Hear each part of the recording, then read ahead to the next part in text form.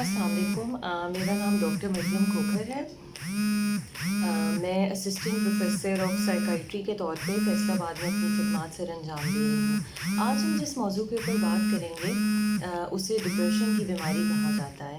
हम डिप्रेशन की बीमारी के बारे में जो गुफ्तगू अपनी करेंगे, उस गुफ्तगू में हम सबसे पहले ये देखेंगे कि आखिर डिप्रेशन कहते किस चीज़ को है। इसके साथ साथ हमारी जो नेक्स्ट आगे वीडियोस आएंगी उसमें हम ये देखेंगे कि डिप्रेशन की कौन सी वजूहात होती हैं। इसके अलावा बच्चों में और बड़ों में जो डिप्रेशन होता है उसके दरमियान क्या डिफरेंसेस होते हैं, और जो आखिर में हम अपनी वीडियो के अंदर डिस्कशन करेंगे वो होगी हमारी ट्रीटमेंट के हवाले से।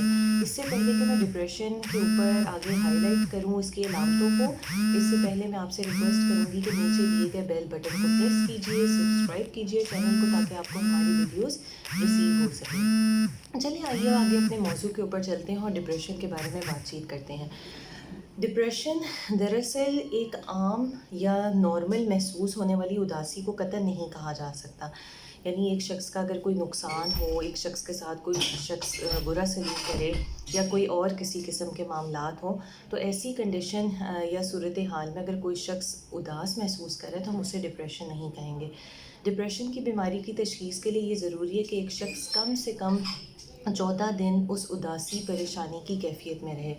2 अलामतों का होना बहुत ज़्यादा ज़रूरी है जिसके ऊपर हम तशख़ीस करते हैं कि एक शख्स जो है वो डिप्रेशन के एपिसोड से गुज़र रहा है। नंबर 1, एक शख्स तकरीबन पूरा दिन इन 14 दिनों में ज़्यादातर ख़ुद को बहुत ज़्यादा उदास महसूस कर रहा हो, अफसरदा महसूस कर रहा हो, उसका रोने को बहुत ज़्यादा दिल कर रहा हो और वो बाकायदा रो भी रहा हो, जबकि माहौल में ऐसी कोई ख़ास वजह मौजूद ना हो।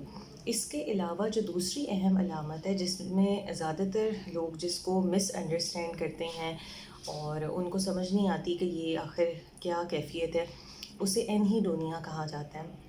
एनहीडोनिया से मुराद ये कि हम वो काम जो बहुत खुशी दिलचस्पी के साथ पहले कर रहे होते हैं, उनमें से हमारी दिलचस्पी, खुशी, हमारी चाह मुकम्मल तौर पे ख़त्म हो जाती है।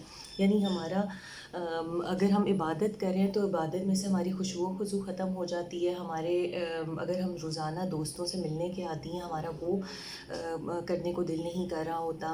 अगर किसी को कुकिंग का बहुत शौक़ है तो वो डिप्रेशन को इस फेज़ में उससे कुकिंग नहीं होंगी।